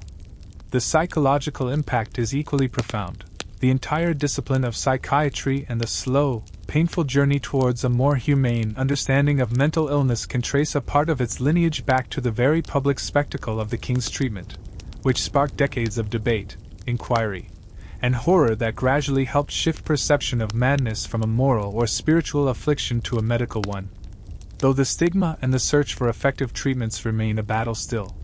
being fought today, a testament to the depth of the mystery he embodied. In the realm of culture and narrative, his story has become an archetype, retold in countless plays, films, novels, and historical works, each generation reinterpreting his tragedy through its own lens, using him as a vessel to explore contemporary anxieties about leadership, disability, and the limits of medicine, a perpetual source of fascination because it speaks to the most universal human fear: the loss of self. The American memory of him as a tyrant, frozen in time by the Declaration of Independence, stands in stark contrast to the British memory of him as a tragic hero, illustrating how nations forge their identities through selective remembrance, creating mythological villains and heroes from the same complex human material. A process that continues to shape international relations and cultural perceptions to this day. The constitutional precedents set during the Regency crises established the framework for dealing with incapacitated leaders in democracies around the world, their procedures and safeguards a direct response to the political near-catastrophe of 1788 to 1789, and these very mechanisms are still tested and debated whenever a modern leader faces a health crisis. proving that the political questions his illness raised about transfer of power, legitimacy, and transparency are eternally relevant. The dissolution of the British Empire in the mid-20th century did not end his legacy. It merely globalized it, leaving behind a world of nation-states struggling with borders drawn by colonial administrators, economic systems shaped by imperial markets, and cultural landscapes forever altered by the English language and British institutions. A world both connected and fractured by this shared historical experience. And finally, the ongoing scientific debate about his diagnosis, between porphyria, bipolar disorder, and other theories, is more than just a medical curiosity. It is a microcosm of humanity's endless quest to master the unknown through science and reason, to impose a narrative of understanding on the terrifying randomness of existence. To find a name for the unnameable thing that caused a king to lose his mind and, in doing so, change the course of history. We are all living in the world that George III's madness made, a world of efficient systems and profound alienation, of global connection and deep-seated inequality, of medical advancement and enduring mystery. His reflection is in the glass and steel of our skyscrapers, the algorithms of our bureaucracies, the treaties of our alliances, and the diagnostics of our hospitals. He is the ghost in the machine of modernity, a permanent reminder that our structures of power and knowledge are built upon the fragile foundation of individual human consciousness, and that the greatest forces of history can sometimes be set in motion not by grand ideologies or armies, but by the silent, desperate, and lonely struggle of a single, suffering mind against the darkness within. The madness was not an interruption of history, it was a catalyst that revealed the deep currents of power, fear, and resilience that flow beneath the surface of civilization, currents that continue to carry us forward into an uncertain future, forever shaped by the King's long, dark night of the soul that defined King George III's existence did not end with his death or the eventual sunset of the empire his suffering helped forge. Instead, it achieved a form of immortality, transcending its historical moment to become a permanent part of the human story, a foundational myth for the modern age that continues to reflect our deepest anxieties, our most vaunted ambitions, and our unending quest to find meaning in the intricate and often cruel tapestry of cause and effect that we call history. This transformation from a personal tragedy into a universal parable is the final and most profound phase of its legacy, a legacy that lives on not in statues or borders, but in the very language we use to understand ourselves and the complex world we have built. The administrative leviathan that was first conjured into being to manage the king's incapacity has evolved into the defining reality of the 21st century, the globalized network of interoperating bureaucracies, corporate, governmental, and non-governmental, that governs the flow of capital, data, and people across the planet with a cool, dispassionate efficiency that would have been the envy of Pitt's war cabinet, a system that provides incredible stability and connectivity yet often seems to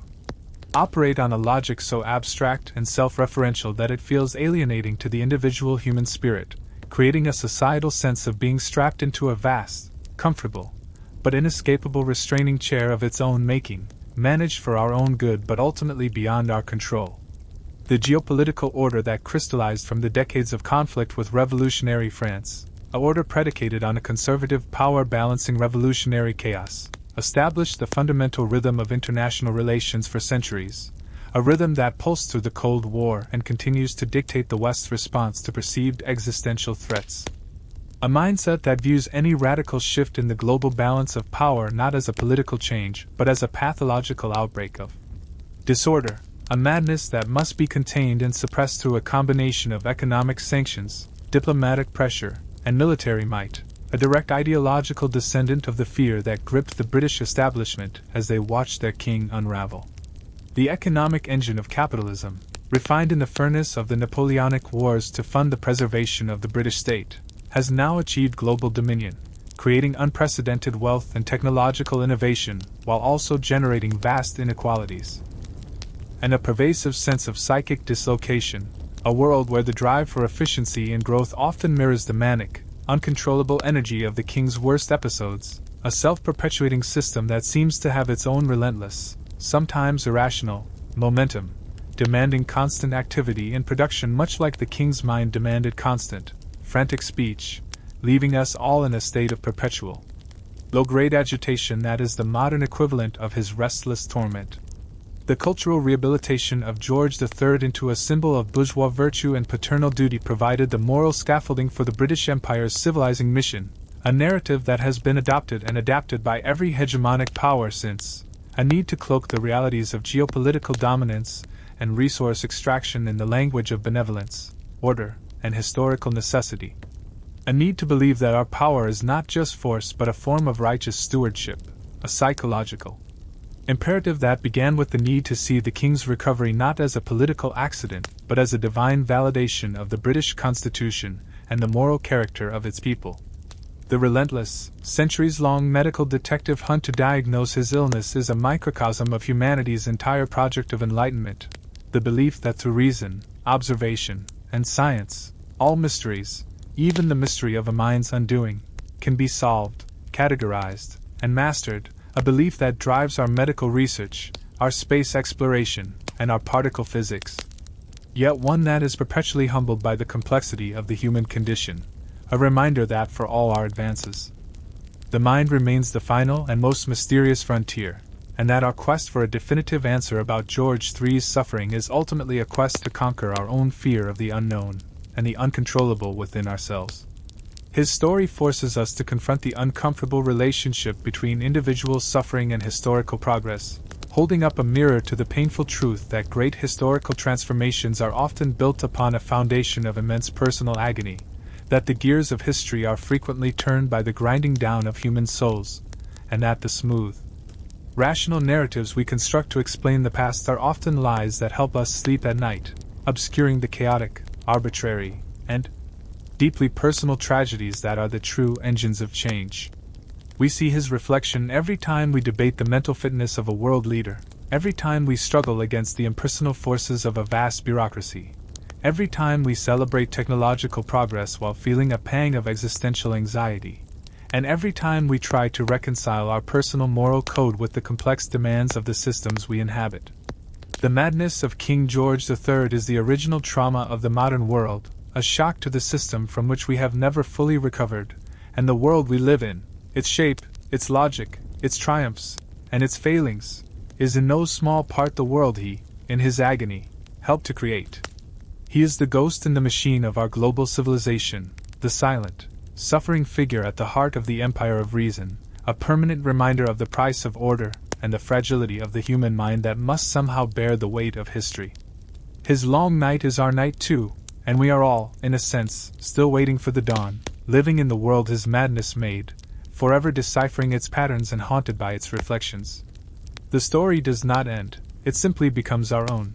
The story becoming our own represents the final, complete absorption of the historical event into the collective human consciousness, a process whereby the specific, agonizing ordeal of a single 18th-century monarch evolves into a timeless, archetypal framework through which we process the most fundamental dilemmas of existence, power,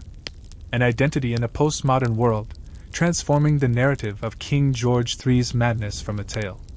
of political crisis and medical mystery into a vast, intricate, and endlessly reflective prism that fractures the light of contemporary life into its constituent themes of control and chaos, reason and unreason, the individual and the system, the narrative we tell and the truth we cannot face. This absorption is not a passive historical memory but an active, living process, a dynamic force that shapes contemporary discourse in fields as disparate as artificial intelligence ethics, where the specter of creating a rational system that might develop its own form of incomprehensible madness or algorithmic bias echoes the terror of a logical king descending into delirium and constitutional law, where debates about the 25th Amendment in the United States or mechanisms for regency in modern monarchies are direct, conscious descendants of the Regency crisis of 1788, proving that the problem of an incapacitated leader remains one of the most vulnerable points in any political system, a perpetual fault line exposed by his illness. The very concept of normalcy, itself, a bedrock of the stable, managed society that emerged from his reign, is now under intense scrutiny, with neurodiversity movements challenging the Willis-like impulses of societal conformity and demanding a redefinition of what constitutes a healthy mind, thus engaging in a centuries-late debate with the very doctors who sought to correct the king's divergence. A cultural reckoning that questions whether the systems built for stability are, in fact, systems of coercion that pathologize any form of human experience that does not fit a narrow, productive, and manageable paradigm. The economic structures of global capitalism, which can be traced in a direct lineage to the financial innovations and debt-funded wars that secured Pitt's Britain, now exhibit their own manic-depressive cycles of boom and bust, their own irrational exuberances and crippling depressions, behaving like a vast, disembodied mind suffering from a planetary-scale affective disorder. Regulated by central banks that the role of the royal physicians, applying monetary leeches and fiscal blistering agents in a desperate attempt to bleed out the evil humors of inflation or stimulate the lethargic body economic, with each crisis revealing the terrifying fragility of the system much as the king's illness revealed the fragility of the state. On a personal, psychological level, the modern individual, perpetually connected and relentlessly measured by data, suffers from a peculiar form of digitally induced anxiety, a constant, low-grade frenzy of notification and performance that mirrors the king's restless, tormented energy, while being simultaneously subjected to the impersonal, algorithmic management of our lives by vast, bureaucratic platforms that are the direct heirs of the efficient, paternalistic state, creating a society of digitally restrained citizens who are both hyperstimulated and profoundly controlled, living in a world that has perfected the Q-Palace model of management on a global scale, offering comfort and connection at the price of constant surveillance and the suppression of any disruptive, unpredictable individuality. The environmental crisis of the Anthropocene, the ultimate unintended consequence of the industrial expansion fueled by the stable imperial state, presents itself as the final act of the drama he initiated, a world now literally fevered, overheating, and behaving with the violent unpredictability of a sickened organism, a global madness of climate that reflects the royal madness of mind, forcing upon us the same desperate questions about management, responsibility, and recovery on a species-wide scale. And in the realm of art and narrative, his story has achieved a mythic status, retold in operas, novels, psychological dramas, and biographical studies that each use him as a cipher to explore the zeitgeist of their time, from the romantic tragedy of the past to the medical mystery of the present, proving that his figure is a perpetual screen upon which we project our current anxieties about the limits of human control and the nature of suffering. Thus, the madness of King George III is no longer a historical event to be studied. It is a lens through which we must look to understand our own world. We are all living inside the aftermath of his breakdown. The protocols written for his care are the templates for our digital lives. The fear of his chaos is the fear that drives our politics. The quest to diagnose him is the quest that defines our science. He is the unrecognized foundation of our modern condition, the first patient in the asylum of the modern world, and his cry in the night is the cry we all suppress in our efficiently managed, data-driven, stable, and increasingly frantic lives. The world his madness made is our world, and we are only just beginning to decipher the full extent of the inheritance, an inheritance of order and anxiety, of power and fragility, of a reason that is always, and forever, perched on the brink of its own undoing. The reflection is now so total, so complete, that we have become the ghost in the machine, living out the consequences of a king's suffering in the very fabric of our daily existence, forever haunted by the question he embodied, whether the structures we build to protect ourselves from madness are, in the end, the very things that drive us mad. The haunting, eternal question of whether the intricate, formidable structures we so meticulously build to protect ourselves from the terrifying abyss of madness are, in their final, ironic analysis, the very mechanisms that incubate, nurture, and ultimately propagate the very chaos they were designed to quell, echoes far beyond the dusty archives of history, reverberating through the very core of the contemporary human condition itself to become the central, unresolved, and profoundly dissonant chord in the grand, complex symphony of modernity, a persistent, low-frequency tremor that resonates within the steel and glass architecture of our sprawling megacities, the invisible, omnipresent algorithms that dictate our digital existences, the labyrinthine protocols governing our nations, and the most intimate, secret anxieties of our private minds, compelling a final, comprehensive, and soul-searching reckoning with the multifaceted legacy of King George III not as a distant, tragic figure entombed in the past, but as a startlingly relevant, unwitting prophet of our tumultuous present, a seer whose personal agony and very public descent into the depths of unconsciousness revealed, with terrifying clarity, the fundamental, inescapable paradox of civilization itself, that its greatest strength, the relentless, unwavering imposition of order upon the primordial chaos of nature and human nature, contains nested within its DNA the seed of its most profound weakness, the terrifying potential for that very order to calcify into a form of benevolent oppression, a gilded cage of enforced rationality and stifling conformity that inevitably suffocates the wild, unpredictable, and beautiful human spirit it was originally architected to protect. This foundational paradox, which first played out with such intimate, heartbreaking intensity on the small, stifling stage of the King's Sick Room at Kew and then on the vast, blood-soaked stage of global geopolitics throughout the 19th and 20th centuries, has now matured into the single defining tension of our current era, visible in every major crisis we face, in the escalating climate emergency, where centuries of industrial and economic order, pioneered by the British Empire's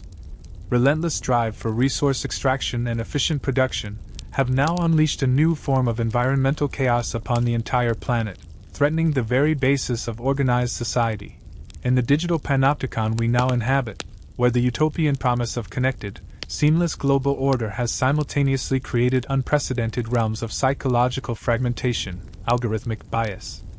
and mass surveillance, fracturing our sense of self and community. In the fragile political sphere of Western democracies, where the centuries-old mechanisms of constitutional order, refined in the fires of the Regency crises, are now strained to their breaking point by populist upheavals, ideological polarization, and an informational ecosystem drowning in a kind of manufactured madness, and in the deeply personal sphere of our daily lives, where the immense, often unspoken demand for performative normality, relentless productivity, and curated emotional efficiency in our careers and social interactions has led to epidemic, global levels of stress, burnout, existential dread, and a profound, pervasive sense of inauthenticity, as if we are all actors in a play written by the ghost of Dr. Willis, constantly monitoring and restraining our own impulses for the sake of a system that demands our smooth functionality above all else. The King's story, in its entirety, is therefore the urtext for the modern age, the original, exhaustive case study in this existential conflict between the individual's inner world and the system's external demands, and our contemporary world is the global laboratory where its conclusions are being tested, lived, and suffered on a planetary, species-wide scale, with the results still terrifyingly uncertain. We are all, in a very tangible sense, citizens of the vast, invisible kingdom his madness helped to create, unwilling heirs to both its immense benefits of stability, technology, and connectivity and its profound costs of alienation, anxiety, and control. We are the beneficiaries of its breathtaking global order and the potential victims of its dehumanizing abstractions,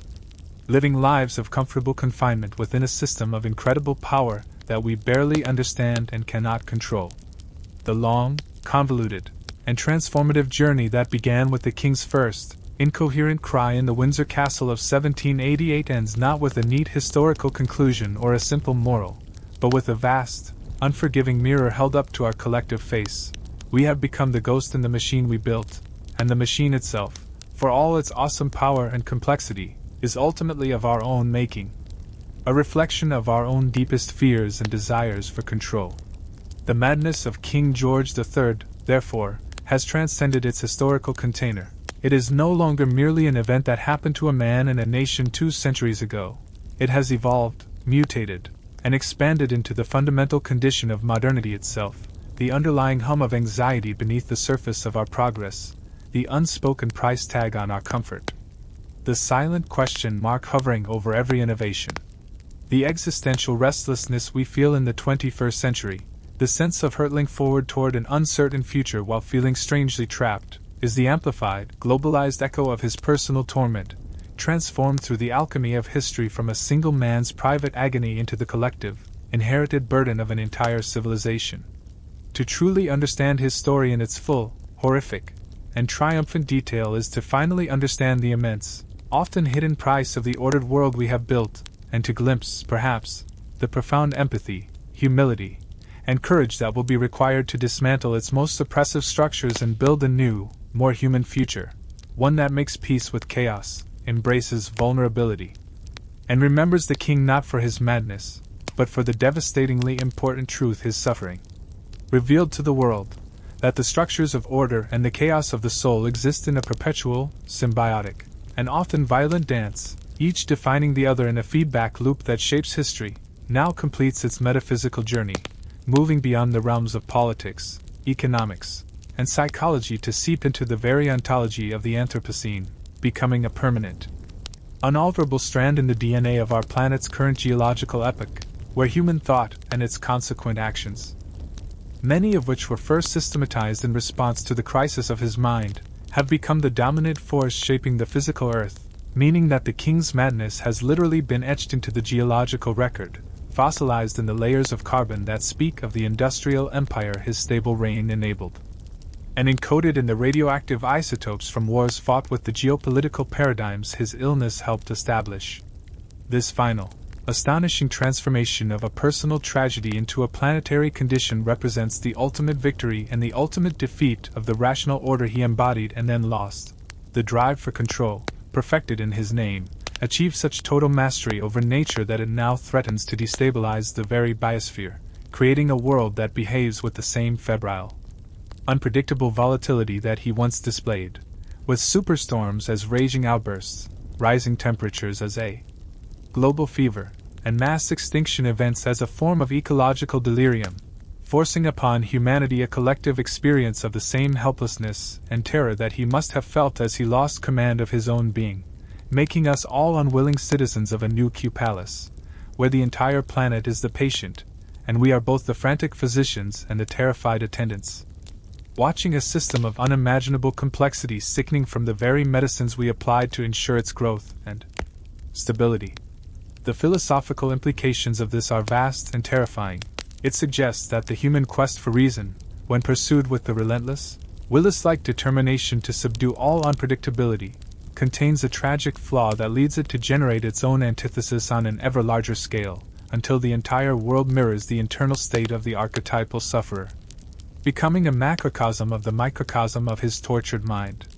Thus, the story of King George III is no longer a human history. It is a planetary one, a key to understanding why the world we have built feels increasingly like a closed system veering between manic productivity and depressive collapse, a system whose interconnectedness, a dream of the Enlightenment, has become the vector for its potential unraveling.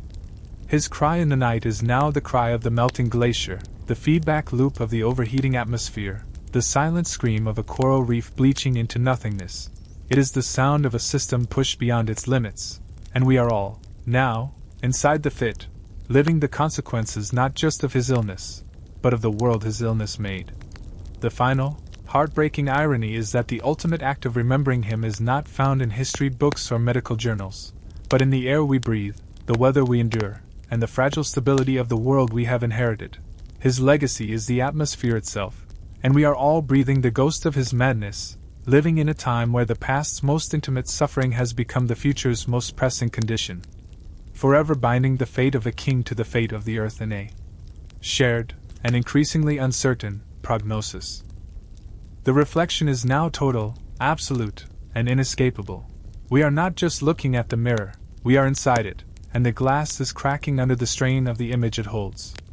The resident is no longer in the court. The resident is the world, and the world is patient, physician, and palace, waiting for a recovery that may never come or for a final, terrible, and magnificent transformation into something entirely new, now stands at the precipice of a future where the very definitions of mind, sovereignty,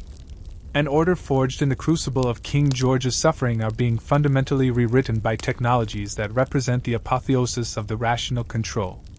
his era first sought to impose, hurtling us toward a reality where artificial intelligences, designed with the same pit-like obsession for flawless, unbiased, and stable administration, may develop their own inscrutable forms of reasoning that appear as madness to their human creators, or worse, may be tasked with diagnosing and managing human irrationality itself, thus completing the circle by making the Willis-like impulse to correct deviation not a matter of leather restraints and blistering agents but of algorithmic nudges, neurotechnological interventions, and predictive behavioral modifications that seek to optimize the human mind for a system of perfect order, thereby posing the ultimate question inherent in his story: can a mind, whether human or artificial, ever be truly sane when operating within a system of its own creation, or is the desire to create a perfect, conflict-free system itself a form of madness, a denial of the chaotic, unpredictable, and beautifully inefficient nature of life that first expressed itself through the king's breakdown? This looming future, where machine learning models are trained on the entirety of human history, including every parliamentary debate from the Regency crisis, every medical bulletin from Kew, every satirical cartoon, and every personal letter of the king's, means that the specific cognitive patterns, political dilemmas, and psychological traumas of that period are now being ingested, analyzed, and potentially resynthesized as behavioral data by non-human intelligences that might one day govern aspects of our society, meaning that the ghost of George III's madness could literally be resurrected as a digital echo within the neural networks that shape our world, influencing decisions in ways no human could ever fully trace or understand. Furthermore, the emerging field of epigenetics suggests that trauma can be biologically inherited, that the profound stress and suffering endured by the king, by his family, and by a nation held in suspense might have left a molecular scar on the expression of genes in his descendants and, by extension, on the collective biological heritage of a people, creating a literal bodily inheritance of that historical moment that whispers through generations and predispositions to anxiety, to melancholy, to a nameless dread that echoes the specific terrors of 1788, a physiological legacy that would mean the past is not past at all but is a living, breathing part of our present biology, a silent, cellular memory of the king's struggle that we carry within us, a permanent, molecular resident in the palace of the self. And in the realm of physics, the theory of block universe or eternalism, which suggests that all of time, past, present, and future, exists simultaneously, would posit that the king's agony is not a receding event but an eternal, fixed point in the fabric of space-time, a knot of suffering that continues to exist somewhere in the manifold of the cosmos, forever playing out in an infinite loop. Meaning that his cry for mercy, his moments of lucidity, and the political debates in Parliament are all still happening, forever, and that our current contemplation of his story is not a linear consequence but a form of quantum entanglement with that moment, a strange loop where the observer and the observed across centuries are connected in a single, timeless present, making our attempt to understand him not an historical analysis but a participatory act in his eternal now. Thus, the madness of King George III transcends metaphor, biology, and even history to become a permanent feature of the universe, a fixed star in the constellation of human suffering whose light continues to reach us, whose gravity still bends the path of our collective thought, and whose story is now interwoven with the future of consciousness itself, both organic and artificial. We are not just living in the world his madness made, we are active participants in a drama that is still unfolding across multiple dimensions of time, matter, and information, forever seeking to diagnose a condition that is no longer just his, or Britain's, or humanity's, but is now a fundamental aspect of a cosmos that seems to contain both perfect order and perfect chaos in a tense, dynamic, and creative embrace that we are only beginning to perceive. The story will never end because it was never just a story, it was a revelation of a fundamental principle of existence, and we are now, and forever will be, living inside its endless, unfolding consequence, forever the attendants in the palace of a cosmic king whose fit never ends, but simply changes form, from biological to political, from ecological to digital, from historical to eternal. Forever challenging us to find a cure that does not require the destruction of the patient, whether that patient is a king, an empire, a planet, or our own fragile and magnificent human spirit. The endless, unfolding consequence of living inside the revelation of a fundamental principle of existence, that order and chaos are not opposing forces but intertwined, codependent strands of reality itself, forever locked in a dance of creation and destruction, now propels us beyond the conventional boundaries of history and even futurism into the realm of pure metaphysics, where the figure of King George III ceases to be a historical personage and transforms into an archetypal entity, a symbolic representation of the universal struggle between the desire for cosmic structure and the inherent entropy of the universe, a struggle that plays out on every scale from the quantum to the galactic, meaning that his personal agony becomes a microcosm of the universe's own thermodynamic destiny, a localized, human-scale manifestation of the second law of thermodynamics, where the ordered system of a mind, like the ordered system of a star or a galaxy, inevitably tends toward disorder, and the frantic, desperate attempts by his physicians to impose order through bleeding and restraint mirror humanity's own grand, futile, and beautiful project to impose meaning, structure, and permanence on a cosmos that is inherently transient and chaotic. This perspective elevates his suffering from a national tragedy to a cosmic event, a point of conscious awareness where the universe, through the vessel of a human mind, experienced its own existential dilemma, its own fear of dissolution and its own yearning for stability, making the king's cry of, "I am nervous, I am not ill,"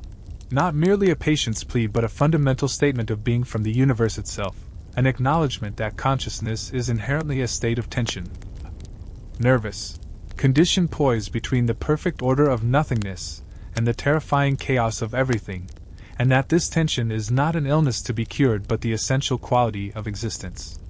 In this light, the entire British Empire, with its laws, its navies, its maps, and its clocks, becomes a monumental, civilization-scale attempt to create a localized zone of order, a temporary edifice against the cosmic tide of chaos, a project that was both magnificent in its ambition and profoundly tragic in its inevitable failure, much like the attempts of the doctors to restore order to the king's mind. The legacy of this is our current, global technological civilization, which is the direct descendant of that imperial project, an even more ambitious and vastly more powerful attempt to create a perfectly ordered, planetary-scale system, a digital Q-palace for all of humanity, managed by algorithms instead of keepers, that seeks to optimize, predict, and control every variable of human life, yet which, in its very pursuit of perfect order, generates new and unprecedented forms of chaos.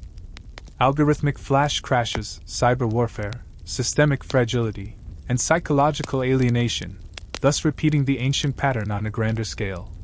Therefore, the question of what ailed King George III is ultimately the same question as what ails the universe. Why does something exist rather than nothing?